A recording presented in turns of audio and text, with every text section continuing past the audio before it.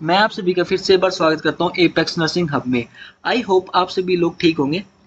जैसे कि आप लोग जानते हैं, हमने पिछली वीडियो में एनीमिया पढ़ा था, तो इस वाली वीडियो में हम डिस्कस करेंगे आयरन डेफिशिएंसी एनीमिया। तो चलिए इंट्रोडक्शन से स्टार्ट करते हैं। आयरन डेफिशिएंसी एनीमिया एक most common nutritional deficiency disorder है जो कि पूरी दुनिया में मिलता है। अभी आयरन डेफिशिएंसी एनीमिया होता क्यों है? आयरन डेफिशिएंसी एनीमिया इसलिए होता है कि हमारी बॉडी के अंदर क्या होता है, आयरन की डेफिशिएंसी हो जाती है। और आयरन क्या करता है, हीमोग्लोबिन सिंथेसाइज करने में हेल्प करता है। और हीमोग्लोबिन ही नहीं बन पाएगा, जिसकी वजह से ऑक्सीजन कैरी करने की कैपेसिटी डिक्रीज हो जाएगी। और ऑक्सीजन कैरी करने की कैपेसिटी डिक्रीज हुई तो बॉडी टिश्यूज को ऑक्सीजन नहीं मिल पाएगी। ऑक्सीजन नहीं मिल पाई तो टिश्यू हाइपोक्सिया हो जाएगा, जिसकी वजह से एनीमिया होगा। हीमोग्लोबिन एक प्रोटीन है जो कि रेड ब्लड सेल्स के अंदर होता है, और ये कैरी करता है ऑक्सीजन लंग से और बॉडी के टिश्यूज तक लेके जाता है। आयरन क्या करता है? आयरन बहुत ज़्यादा इंपॉर्टेंट कंपोनेंट है हीमोग्लोबिन बनाने के लिए। अगर आयरन की कमी हुई तो हीमोग्लोबिन नहीं बन पाएंगे अच्छे से। हीमोग्लोबिन नहीं बन पाएंगे तो हीमोग्लोबिन की कमी हो जाएगी। जैसे ही हीमोग्लोबिन की कमी होगी, वैसे ही ऑक्सीजन कैरी करने की कैपेसिटी भी डिक्रीज हो जाएगी। ऑक्सीजन कैरी करने की कैपेसिटी डिक्रीज हुई तो हमारी बॉडी के अंदर एनीमिया हो जाएगा। अब हम बात करते हैं नॉर्मल रेड ब्लड सेल्स की एंड हीमोग्लोबिन फॉर्मेशन की। रेड ब्लड सेल्स के अंदर क्या होता है? हीमोग्लोबिन होता है। हीमोग्लोबिन एक प्रोटीन है जो कि रिस्पॉन्सिबल है ऑक्सीजन ट्रांसपोर्ट करने के लिए। हीमोग्लोबिन कैरी करता है ऑक्सीजन को लंग से एंड बॉडी के टिश्यूज तक लेके जाता है, और ये ट्रांसपोर्ट करता है कार्बन डाइऑक्साइड को लंग्स तक, और लंग्स क्या करते हैं? रिमूव करते हैं हमारे बॉडी से। फंक्शंस की बात करें हीमोग्लोबिन के, बाइंड करता है ऑक्सीजन को, फिर उसके बाद बनता है ऑक्सी हीमोग्लोबिन। फिर ये ऑक्सीजन को डिलीवर करके आता है बॉडी के टिश्यूज तक एंड ऑर्गन्स तक, और फिर ये ट्रांसपोर्ट भी करता है कार्बन डाइऑक्साइड को लंग्स तक, और लंग्स उसको क्या करते हैं? रिमूव कर देते हैं। क्या करते हैं कि हीमोग्लोबिन जो है वो कैरी करता है कार्बन डाइऑक्साइड टिश्यूज से, और फिर वो लंग्स तक लेके जाता है और लंग्स उसको रिमूव कर देते हैं। और ये हीमोग्लोबिन क्या करता है? कंट्रीब्यूट करता है एसिड बेस बैलेंस में भी। अब हम बात करते हैं आयरन इंपॉर्टेंट क्यों है हीमोग्लोबिन फॉर्मेशन के लिए। जैसे कि आपको पता है, हीमोग्लोबिन दो कंपोनेंट से मिलके बना हुआ है, हीम एंड ग्लोबिन। जो ये ग्लोबिन वाला पार्ट है, ये प्रोटीन है जो कि अमाइनो एसिड से बनता है। और राइबोसोम्स पे क्या होता है? राइबोसोम्स पर ग्लोबिन प्रोटीन की चेन बनती है। अडल्ट्स में दो अल्फा होते हैं एंड दो बीटा चेन होती हैं। हम बात करते हैं हीम फॉर्मेशन की। हीम फॉर्मेशन क्या है? एक सबसे इंपॉर्टेंट कंपोनेंट है हीम फॉर्मेशन के लिए आयरन। अगर आयरन नहीं होगा तो हीम फॉर्मेशन नहीं होगी। और ये जो हीम सिंथेसाइज होता है, ये एरिथ्रोब्लास्ट में होता है, बोन मैरो के अंदर।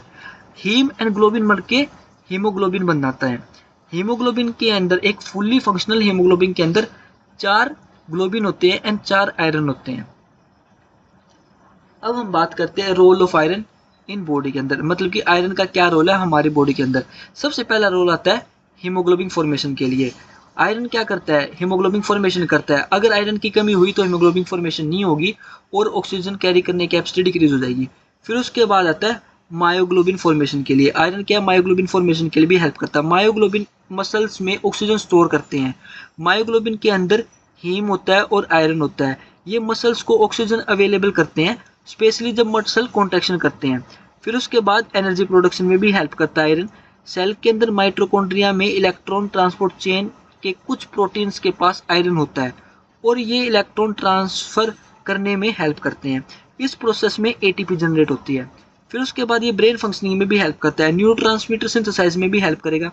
ब्रेन सेल को मेटाबॉलिज्म में भी हेल्प करेगा, और नॉर्मल कोग्निटिव फंक्शनिंग में और कंसंट्रेशन में भी आयरन हेल्प करता है। और ये इम्यून फंक्शनिंग में भी हेल्प करता है। आयरन क्या है? जो इम्यून सेल्स है उनको हेल्प करता है फाइट करने के लिए इन्फेक्शन से। तो अब हम बात करते हैं आयरन मेटाबॉलिज्म की एंड आयरन साइकिल की। सबसे पहले डाइटरी आयरन की बात करते हैं। हम जो अपना आयरन होता है वो डाइट के थ्रू लेते हैं। जो हीम आयरन होता है वो एनिमल फूड से आता है, और जो नॉन हीम आयरन होता है वो क्या से आता है? फूड प्लांट से आता है। फिर ये ऑब्जर्व होता है ड्यूडेनम में एंड अपर जूजिनम में। अब ये heme iron and non heme iron क्या है? हीम आयरन है जो कि हमें एनिमल से, नॉन वेज से आता है, मीट से आता है। और नॉन हीम आयरन वो है जो कि एनिमल से आता है, और नॉन हीम आयरन वो है जो कि प्लांट से आता है। अब ये ऑब्जर्व होते हैं ड्यूडेनम में एंड जूजिनम में। ऑब्जर्व होने के बाद ये हमारे ब्लड स्ट्रीम के अंदर एंटर करते हैं। ब्लड स्ट्रीम के अंदर एंटर कैसे करते हैं? हमारे पास ट्रांसफेरिन नाम का एक प्रोटीन होता है जिससे आयरन बाइंड होते हैं। आयरन बाइंड होने के बाद, ट्रांसफेरिन से बाइंड होने के बाद, ये हमारे बॉडी के डिफरेंट टिश्यूज तक, स्पेशली बोन मैरो तक जाते हैं हीमोग्लोबिन सिंथेसाइज के लिए। जब हमारी बॉडी को आयरन की कोई ज़रूरत नहीं है, उस टाइम आयरन स्टोर हो जाता है फेरेटिन के अंदर। फेरेटिन क्या है, एक कंटेनर मान सकते हैं या एक बॉक्स मान सकते हैं जिसके अंदर आयरन स्टोर होता है। जब ये आयरन की नीड होगी तो फेरेटिन हम यूज़ कर सकते हैं। फिर यूटिलाइजेशन की बात करें, आयरन काफ़ी यूटिलाइज होता है बोन मैरो के अंदर। बोन मैरो में हीमोग्लोबिन सिंथेसाइज में आयरन यूटिलाइज होता है। अब हम बात करते हैं कोज के बारे में। आयरन किस डेफिशिएंसी एनीमिया किस वजह से हो सकता है? सबसे पहले क्रोनिक ब्लड लॉस की वजह से हो सकता है। अगर हैवी मेंस्ट्रुएशन ब्लीडिंग हुई तो भी आयरन डेफिशिएंसी एनीमिया हो सकता है। कोई जीआई प्रॉब्लम हुई तो आयरन डेफिशिएंसी एनीमिया हो सकता है। पेप्टिक अल्सर की वजह से भी आयरन डेफिशिएंसी एनीमिया हो सकता है। हेमोरेड की वजह से भी आयरन डेफिशिएंसी एनीमिया हो सकता है। जीआई मैलिग्नेंसी की वजह से भी आयरन डेफिशिएंसी एनीमिया हो सकता है। या रिपीटेटिव ब्लड डोनेशन की वजह से भी आयरन डेफिशिएंसी एनीमिया हो सकता है। या फिर हम आयरन जो हमारा इनटेक है, जो डाइटरी इनटेक है वो अच्छा नहीं है, उसकी वजह से भी आयरन डेफिशिएंसी एनीमिया हो सकता है। या फिर हमारी बॉडी के अंदर जो जीआई सिस्टम है जहाँ पे आयरन ऑब्जर्व होता है ड्यूडने में जूझने में, वहाँ पे कोई प्रॉब्लम आ रही हो, जैसे कोन्स डिजीज हो गई हो, सीलिक डिजीज हो गई हो, गैस्ट्रेक्टमी हो गई हो, लेप्रोटमी हो गई हो, उसकी वजह से भी आयरन डेफिशिएंसी एनीमिया हो सकता है। या हमारी बॉडी के अंदर आयरन की रिक्वायरमेंट वो ज़्यादा हो गई हो। आयरन की रिक्वायरमेंट ज़्यादा होती है प्रेगनेंसी के टाइम, इन्फेंट में और चाइल्डहुड में, और जो अडल्ट्स होते हैं हमारे, जो ओल्ड एज के पीपल्स होते हैं वब तब होती है। ये सब की वजह से आयरन डेफिशिएंसी हो सकती है हमारी बॉडी के अंदर। आयरन डेफिशिएंसी हुई तो आयरन डिसबैलेंस हो जाएगा बॉडी के अंदर। जैसे ही आयरन डिसबैलेंस हुआ तो हम स्टोर आयरन यूज करेंगे जिसको हम फेरेटिन बोलते हैं। फेरेटिन यूज करेंगे तो फेरेटिन भी डिक्रीज होगा, एक टाइम पे बैंक अकाउंट भी जीरो हो जाएगा। जैसे ही बैंक अकाउंट जीरो हुआ, आयरन खत्म हुआ, हीमोग्लोबिन सिंथेसाइज डिक्रीज हो जाएगी। हीमोग्लोबिन सिंथेसाइज डिक्रीज हुई तो आयरन डेफिशिएंसी एनीमिया होगा और साइन एंड सिम्टम्स शो हो जाएंगे। अब हम पैथोफिजियोलॉजी की बात करते हैं। आयरन डेफिशिएंसी एनीमिया हुआ किसी भी रीजन की वजह से, आयरन डेफिशिएंसी एनीमिया हुआ, फिर हमने स्टोर आयरन, बैंक से आयरन निकाला, फेरेटिन से आयरन निकाला। जैसे ही फेरेटिन का आयरन कम हुआ तो फेरेटिन की वैल्यू डिक्रीज हो जाएगी। फेरेटिन की वैल्यू डिक्रीज हुई तो हीमोग्लोबिन सिंथेसाइज भी डिक्रीज हो गया। हीमोग्लोबिन सिंथेसाइज डिक्रीज हुआ तो हमारी बॉडी के अंदर हीमोग्लोबिन की कमी हो गई है। हीमोग्लोबिन की जैसे कमी होगी, ऑक्सीजन कैरी करने की कैपेसिटी डिक्रीज हुई। ऑक्सीजन कैरी करने की कैपेसिटी डिक्रीज हुई तो टिश्यू हाइपोक्सिया हो गया।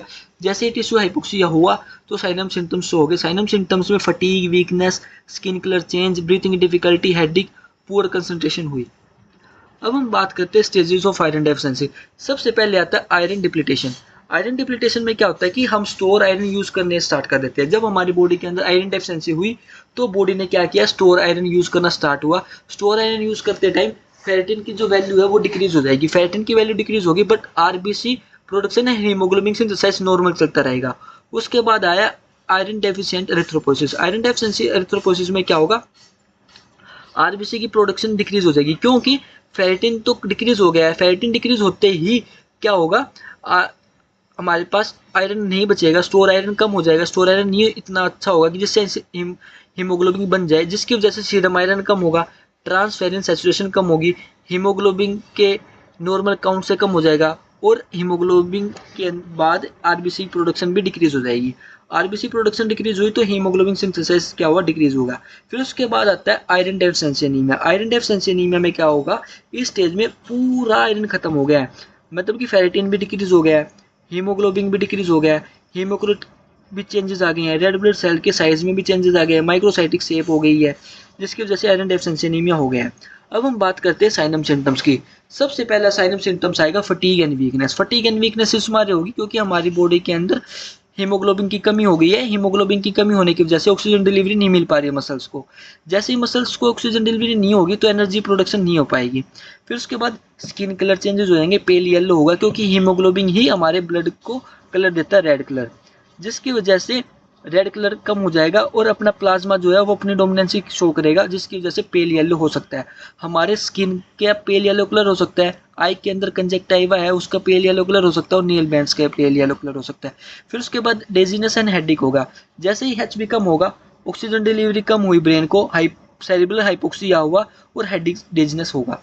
फिर टैकीकार्डिया भी हो सकता है, ब्लड कम हुआ, हमारे ब्लड के अंदर एचबी कम हुआ, एचबी कम होने की वजह से ऑक्सीजन डिलीवरी कम हुई, ऑक्सीजन डिलीवरी कम होने की वजह से बॉडी ट्राई करेगी कंपनसेट करने के लिए, जिसकी वजह से हार्ट ज़्यादा तेज से पंप करेगा एंड हार्ट रेट इंक्रीज हो जाएगी। फिर उसकी वजह से पैल्पिटेशन हो सकती है, पैल्पिटेशन में टैकीकार्डिया हो सकता है और इंक्रीज कार्डिक आउटपुट भी हो सकता है। फिर उसके बाद शॉर्टनेस ऑफ ब्रीथिंग हो सकता है। शॉर्टनेस ऑफ ब्रीथिंग में क्या होगा, एचबी कम हुआ, ऑक्सीजन कैरी करने की कैपेसिटी डिक्रीज हुई, टिश्यूज़ की तो डिमांड इंक्रीज़ होगी, जिसकी वजह से हाइपोक्सिया होगा, हाइपोक्सिया होने की वजह से रेस्पिरेशन रेट इंक्रीज़ हो जाएगा। फिर उसके बाद एनर्जी नहीं है हमारे बॉडी के अंदर, तो एक्टिविटी इंटॉलरेंस भी हो सकती है। फिर उसके बाद पीक का होगा, पीक का मतलब होता है कि हमें अदर मतलब क्रेविंग होगी नॉन फूड सब्सटेंस खाने के लिए। फिर उसके बाद हमारे पास जो नेल्स होंगे वो नेल्स स्पून जैसे हो जाएंगे, हमारे गोलसाइटस भी हो सकता है, मतलब कि हमारी जो टंग है वो स्वेल हो सकती है और रेड कलर की हो सकती है। एंगुलर चिलाइटिस भी हो सकता है, हमारे के जो लिप्स है इनके अंदर क्रैक्स भी आ सकते हैं और स्वेल भी हो सकते हैं। अब हम बात करते हैं आयरन डेफिशिएंसी एनीमिया की असेसमेंट की। कैसे फाइंड आउट करेंगे आयरन डेफिशिएंसी एनीमिया को? सबसे पहले हम असेसमेंट करेंगे, फिजिकल असेसमेंट कर ली, फिजिकल एग्जामिनेशन अच्छे से कर ली, स्क्रीन कलर देख लिया, वाइटल साइन देख लिए, पैल्पिटेशन देख ली, है ना। फिर उसके बाद वीकनेस वगैरह फाइंड आउट कर ली। फिर उसके बाद हम डायग्नोस्टिक असेसमेंट की तरफ जाएंगे। डायग्नोस्टिक असेसमेंट में सबसे पहले सीबीसी करेंगे। सीबीसी में हीमोग्लोबिन देखेंगे, हीमोग्लोबिन कम होगा आयरन डेफिशिएंसी के अंदर, हीमोक्रेट भी चेंज 80 से डाउन चला जाएगा। नॉर्मल हीमोक्रेट की वैल्यू होती है 80 से 100 एफएल की, पर आयरन डेफिशिएंसी एनीमिया में 80 से कम होगा। एमसीवी भी चेंज आ जाएगा, एमसीएच एंड एमसीएचसी में भी चेंज आ जाएंगे। फिर उसके बाद सीरम फेरेटिन देखेंगे। Serum ferritin iron deficiency anaemia में कम हो जाएगा, क्योंकि हमने जो स्टोर आयरन था वो सारा यूज़ कर लिया है। फिर उसके बाद सीरम आयरन असेस करेंगे, सीरम जो आयरन है वो भी डिक्रीज हो जाएगा। फिर उसके बाद total iron binding capacity assess करेंगे। टोटल बाइंडिंग आयरन कैपेसिटी जो है वो इंक्रीज हो जाएगी आयरन डेफिशिएंसी एनीमिया में। फिर उसके बाद ट्रांसफेरिन सैचुरेशन असेस करेंगे, ट्रांसफेरिन सैचुरेशन भी डिक्रीज हो जाएगी।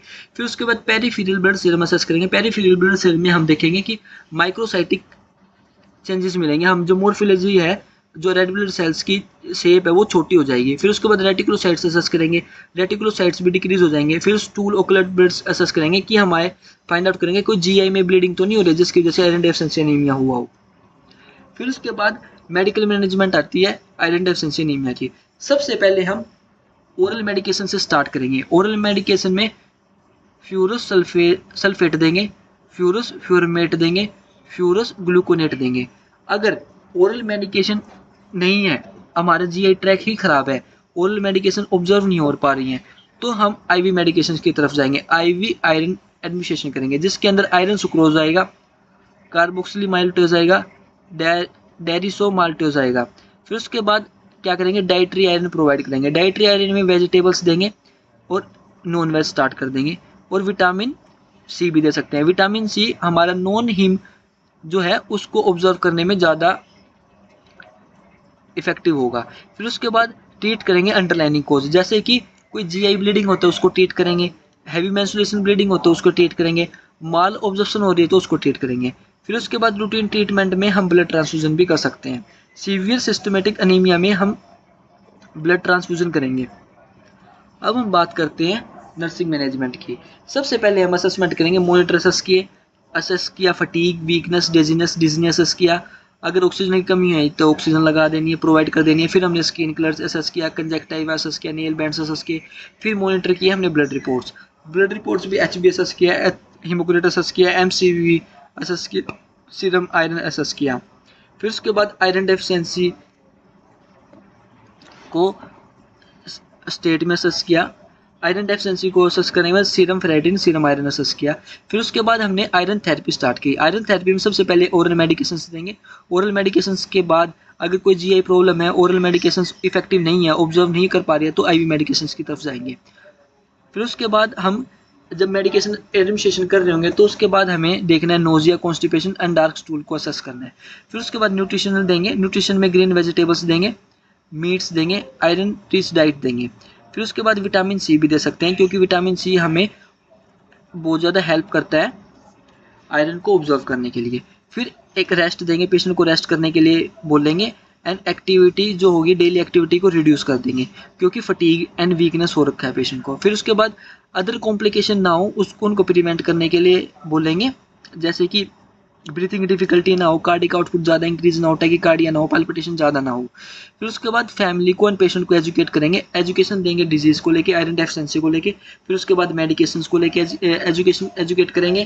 फिर उसके बाद न्यूट्रिशन को एजुकेट करेंगे, कैसे हम न्यूट्रिशन के थ्रू अपने आयरन डेफिशिएंसी एनीमिया को प्रिवेंट कर सकते हैं। फिर उसके बाद नर्सिंग डायग्नोस आ गया। सबसे पहले नर्सिंग डायग्नोस होगा हमारा फटीग, क्योंकि हमारी बॉडी के अंदर एनर्जी नहीं है।